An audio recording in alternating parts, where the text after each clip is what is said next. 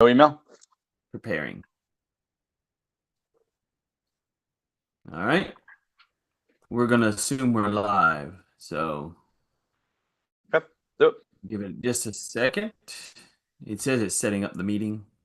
So if they catch us a little bit in the beginning, it's still setting up everybody. Okay. And now we're going live. And yeah, it just did. All right. Welcome to the podcast, Living by Oak Values. I'm Rob, and I'm here with my good friend and co-host, better known as the Superior Mailman. Yep, he delivers more than just your bills. He actually is here to deliver some real talk and solid values. Uh, and some questionable jokes. And today's show, we're going to talk about emotional intelligence and where it meets life's at a poker game. We don't just talk about knowing how to hold them and when to fold them. We're learning to live it. We're going to share stories that change us, moments that teach us, and of course, plenty of laughs to remind you and us that life is just one game at a time. Whether you've been with us since day one or you're just now stumbling across us, welcome to the crew. We're glad you're here.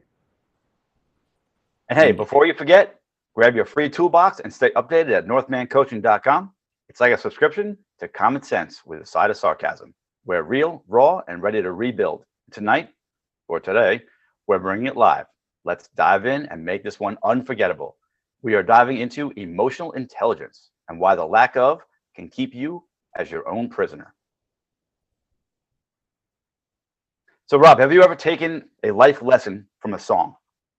Yes, one of my favorite singers is Louis Armstrong, and he does "What a Wonderful Life." And I Mm, used to think it was like a great, great song, but now I really enjoy it more because it is about being optimistic in life and what wonderful things.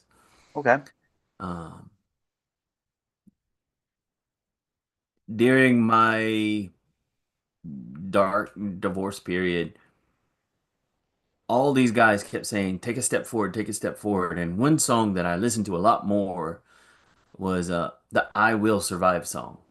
Uh, By Gloria Gaynor. yes, Ah, yes. gotcha. And it's just because everybody said, keep going, keep taking a step forward, keep taking a step forward. And that song kind of was like, keep going song. So, yeah. Gotcha.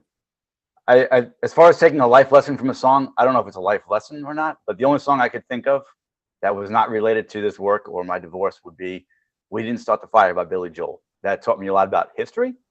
Yeah. So not so much a life lesson, but definitely helped me in school with history. Not as deep as your answer, but whatever. Yeah. So, would you ever take life advice from a poker player? No. Okay, and why is I that? uh, I always thought poker players were not telling the truth. I thought that's the whole game was not telling the truth. And I agree with you 100% until we did all the notes and stuff on this uh, episode. And I think that I would definitely consider taking life advice from the right poker player. Mm. And what does a right poker player look like to you? He's an older man with a beard. Maybe it's no.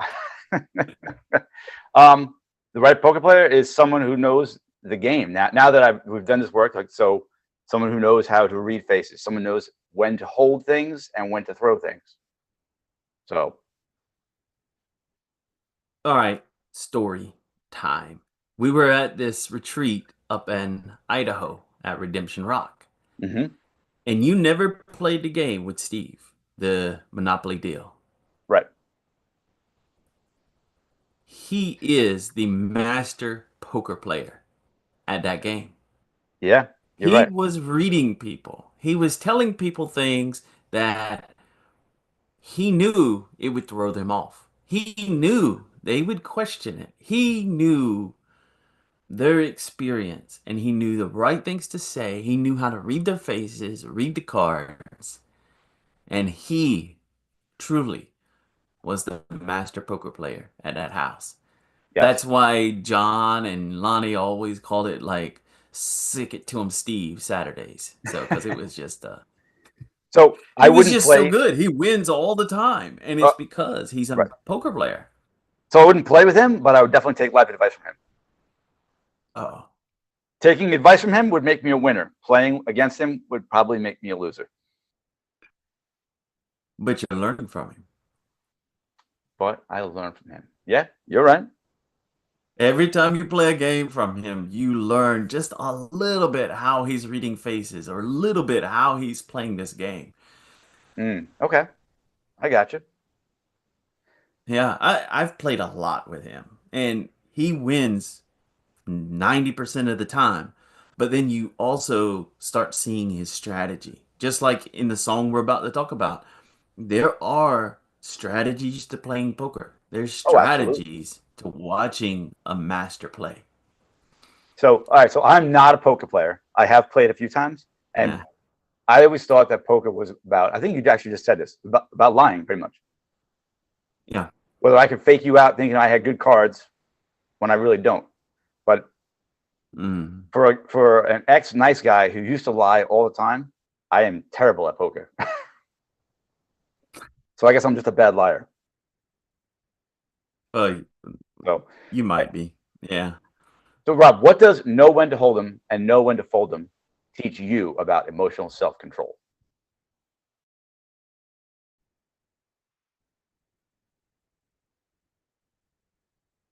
I would not have known it at all because I didn't know my emotions and how to do that.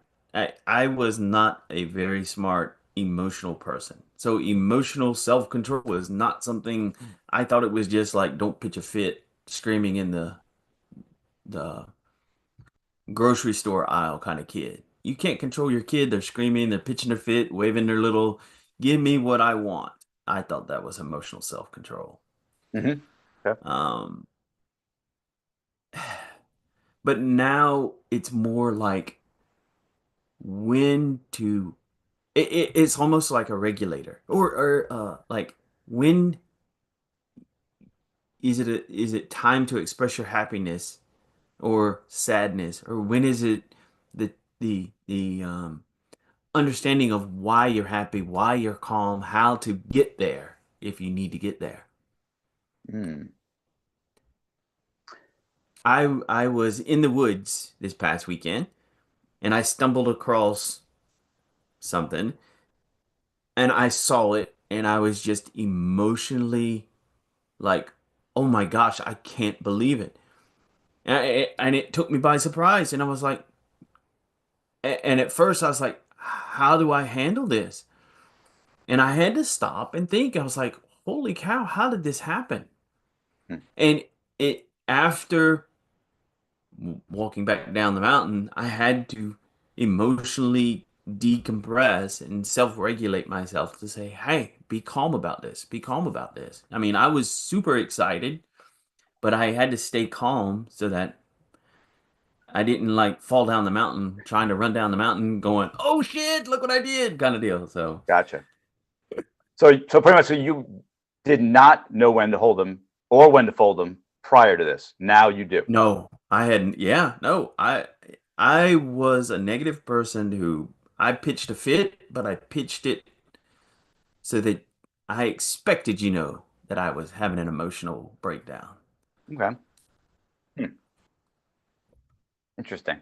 Does So that for make me, I sense? never knew when to hold them or when to fold them. I was similar to you. I had no emotional control. I didn't even know what emotions were for the most part. Hmm. I knew happy, sad, and angry, I guess. And there was a lot of sad and a lot of angry in my life prior to this work. And I feel like now that I do have emotional control, things are a lot better because when I'm upset with something, let's say it's you for some reason, I know not to blow up. I know to sit Mm. back, process it, feel it, and am I really upset with you, or am I upset with something that I have done? Like, what's my part in the whole thing? So Yeah, I feel like now I have control, and it makes my life a whole lot happier because I don't blow up unless Yeah. I absolutely need to, which is I haven't yet. Since I've been doing this work, I really haven't blown up yet. So, Well, so Rob, awesome. what is one moment when in your life when you had to fold to emotionally protect your peace?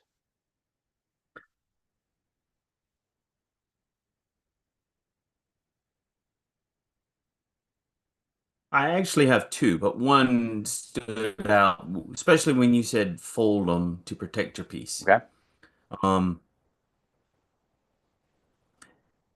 it was 3 years ago on the mountain in Asheville. Me and you were hiking in the middle of a snow blizzard, whatever it was, Yes. about to die going up this mountain. And I get up on this mountain and I was like, fuck, I'm gonna die on the way down. What are you talking about? Um, I'm gonna break a hip sliding all over the place. But up there, I realized I had to close the chapter on my past marriage and start a new chapter. I Mm, had to fold that page over and say, I am done with this chapter of my life. Now it's time to start a new chapter. okay. And it had to protect my peace because I had it open. I was worrying about it. I was thinking about it all the time. It gnaws at you when you leave that chapter book open. Mm, But when you close it and you say, "Hey, it is now time to start a new chapter," and it's actually been the better chapter to rewrite or to yeah. write. So along with emotional intelligence, that kind of sounds like forgiveness and acceptance, Mhm. Yeah. which would be the pretty much the moment that wow, this is all tying in pretty crazy that you let go of resentment. So I by didn't folding, quite completely let go of resentment, but I was it was on the process. but you had closure for the most part. You were ready to move on. It Yes. seems like by closing that chapter, you had either forgiven yourself or your ex-wife, if not both. I'm not sure, Yeah. but they're all kind of tying in together, you know. So Yeah. Yeah. So going back to the song, uh, what is the song? The gambler. Gambler. Sorry. Yeah. What do you actually think he meant? Like, if you were to get deep down into the line about knowing when to hold them and knowing when to let it go. Well, he's talking about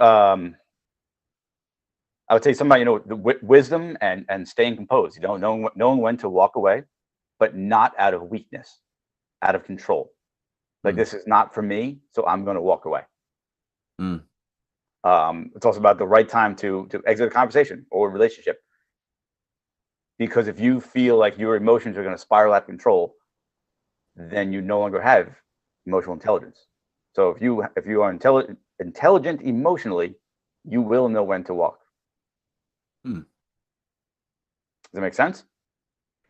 Yeah, I do it with family members. I have some family members that know how to push my buttons. And at first, I just stayed away because they knew how to push my buttons. But it's now more that I'm self-regulating how much time I spend with them. And when I am with them, they don't push my buttons as much because I know that they're this I know that I have the power to control my emotions. Okay, that's good. Uh, So when life gets messy, how do you decide what emotions or relationships to hold on to and let go of? ooh, that's a hard one. That that's I don't know that I'm 100% there. It sounds like a superpower sometimes because it's like I have to stop myself constantly and it is like when I catch myself like have you ever been in like a where there's a lot of beeping and a server room and all these noises are going on? There's a lot of chaos going around you, and it's like your head is just filled with all this sorts of information and things. I have to stop myself and say, "Wait, is this what you really feel?" And I have to step back and say, "Does this need to waste your time, or is this unnecessary?" Mm. Okay. And are you getting angry because of what that person did, or are you getting angry because it triggered something within you from the past? Mm. Yeah. Okay. And I almost it's almost like when it happens, I have to say stop, think about it, redirect. Is this it almost like a tool? I need a Okay. tool to help me with my emotions. So, Hmm. Okay. Hmm. but I also have to find that I have to be very honest with myself because sometimes the first thing is it's Gary's fault. But is it really Gary's fault? Always And my then I fault. have to stop myself. Am I pissed at Gary, or is Gary doing what he naturally does and I'm just jumping the gun? You see? Right. I got you. I got you. Sure. So as far as when life gets messy for me, I couldn't. I just know that if I'm running around in circles trying to maintain a relationship, Mm, then it's time to let go. mm. So Do you pick up on like little verbal cues or facial expressions? Like absolutely. those are things in emotional intelligence that I used to not be able to do at all. So I'm not great at it. I actually feel like I almost have a sense of intuition, but I Hmm. definitely emotional cues like if your arms are crossed or your hands are in your pockets, and this goes back to our episode on empathy. I think Yes. uh, you know you can really read people and what they're thinking by the way they look at you or don't look at you. They're looking down, or they're not making eye contact, or their hands are in their pockets. So, like I said, arms folded.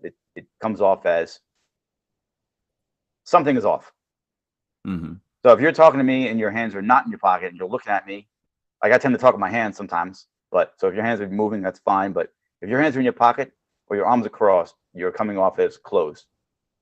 Mm. Um, and based on your facial expressions and whatnot, I can kind of get an idea, on picking up on your emotional intelligence. No, you said that wrong. What do you mean? You said you're picking up on their emotional intelligence. Or I mean, picking up on. Wow, you're right. I'm sorry. Picking up on what they're talking about and how it's making them Yeah. feel. So really, my emotional intelligence. You're reading their moods and body Right. language. Yeah, yeah, Right. yeah, yeah. Because I was like, wait, you're very better at this than I am because you're picking up on how smart they are. I was like, Yes, I can read damn. your emotional intelligence. That's my superpower. I can tell. I'm like, holy cow, that was actually pretty slick. So, So, another line of the song. How does dying in your sleep at the end of the song? How is that about emotional peace and not just physical rest? actually, at first, I thought it was about physical rest. As And did if I. you would have asked me before going through all this work, I would have said that's dying after retirement practically. You're just good to go, you're golden. It was just like, yes, it's nice. But even in the mountain, I remember telling you this weekend, you kept asking me where I'm going, and I'm saying, well, something's telling me to go in this direction. That was the And time you're when you like, what are took you me to talking the about? lion's den, right? Yeah, the time I walked into the lines again, you're like, what are you, what? And I just was like, I had a feeling to go that direction. It's not about controlling anything. And it was a sense of peace, not walking into the lion's den, but it's just like you get up there and you just walk around, not controlling where you're going, not trying to manifest anything, not trying to force anybody to see your point of view, and just let the world work through you. Mm, that's deep, bro. That is the peace that I think he's really talking about. Peace with the unknown.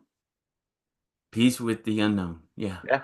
And you were definitely That's walking a into a good way of lion's putting den, it. and I did not have peace with the unknown there. I just thought I'm probably a faster runner than you, so I'm okay. Yeah, yeah, that was fun because it was interesting. That's for sure. Yeah. But So this was a song that we listened to on one of the road trips up there. one of them, the And only road. Gary had asked me, "What do I think about emotional intelligence?" And I was like, "Well,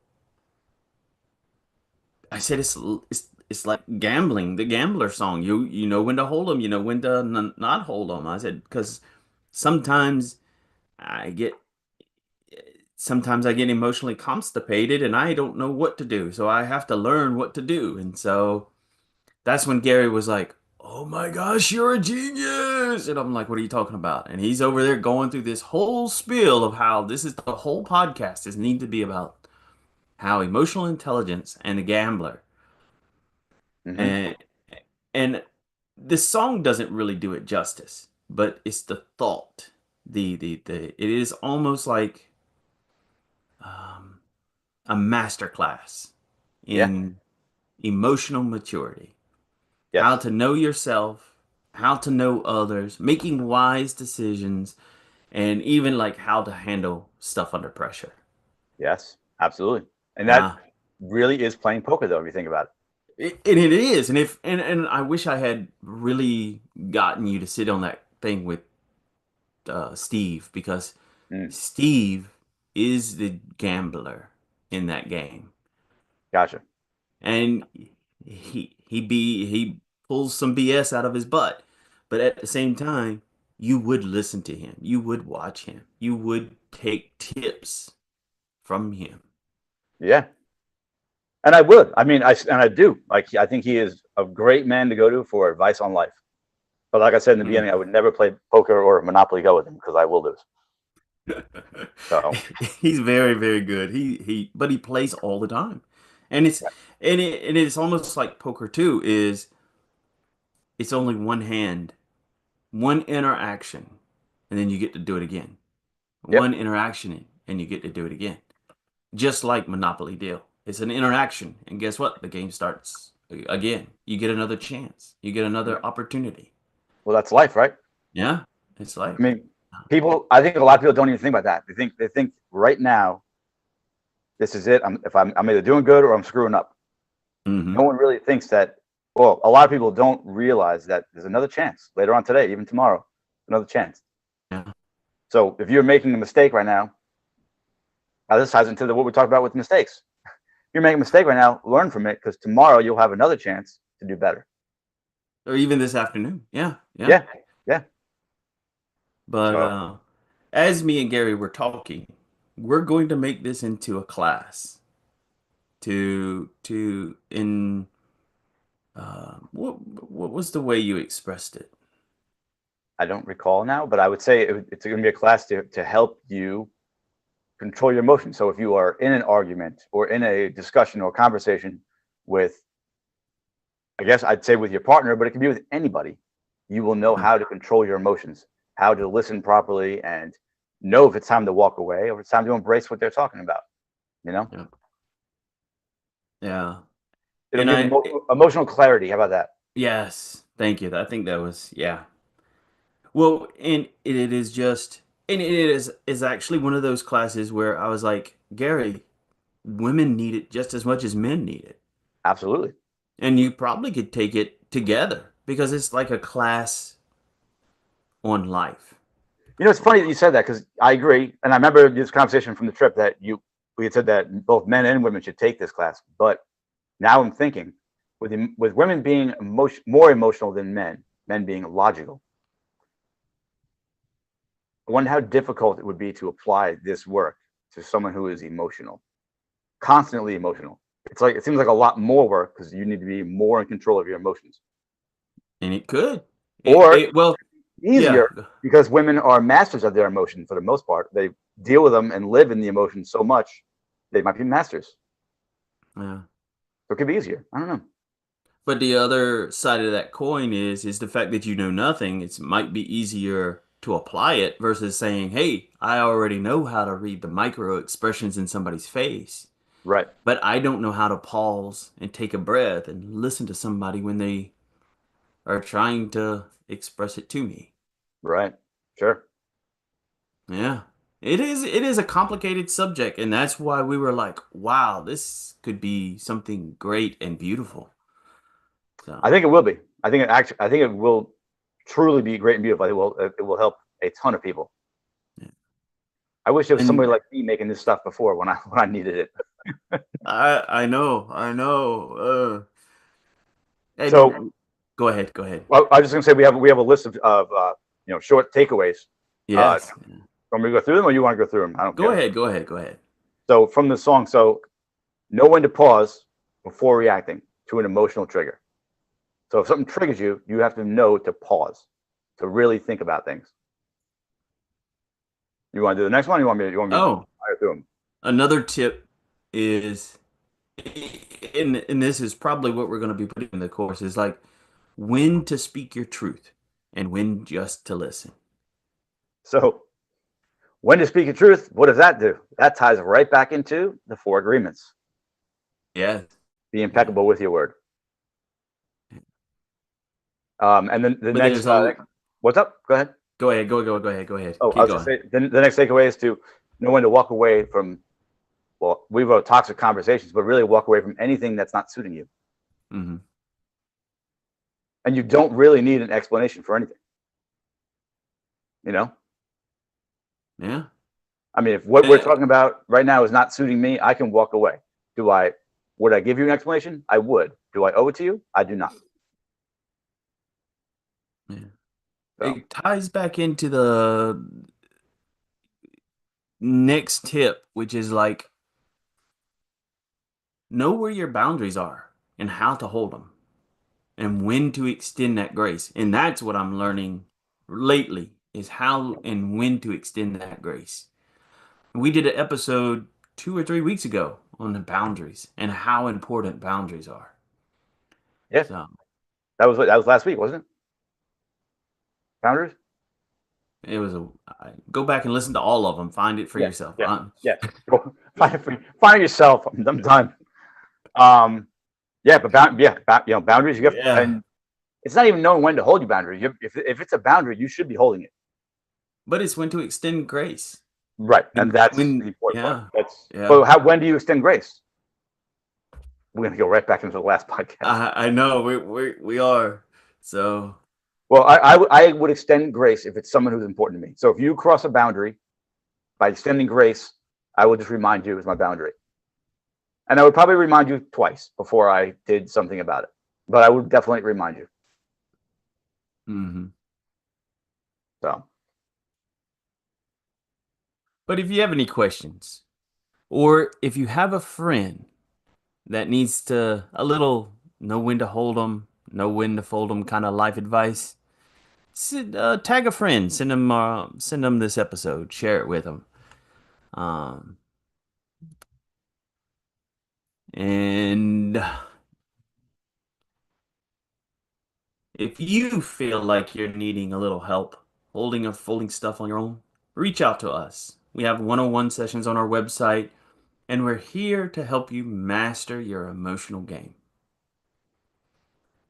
You can also catch us on YouTube and follow Gary, that superior mailman, on TikTok for more wisdom and real talk.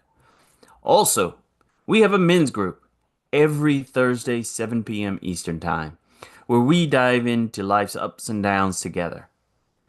Almost like the poker table. We would love to have you sit with us and join us.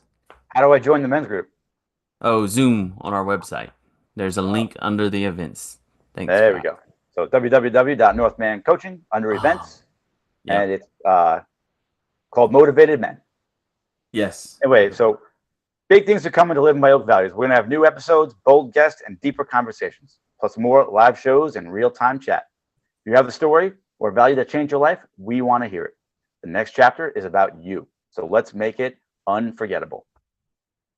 And that's a wrap. We've spent a year building something real, and we're just now getting started. Today's episode reminded us that whether you're just at the poker table or at the table of life, dang it, wisdom starts with emotional intelligence. Know when to hold 'em and know when to fold 'em isn't just a catchy lyric.